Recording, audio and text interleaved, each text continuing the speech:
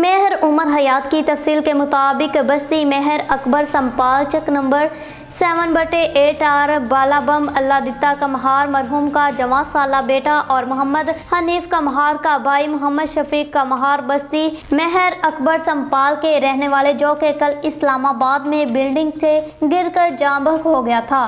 مرحوم کی نماز جنازہ پکا حاجی مجید ڈیرہ پیر عمران شاہ کھگا میں ادا کر دی گئی۔ نماز جنازہ حافظ محمد ارشاد کوڑا نے پڑھائی۔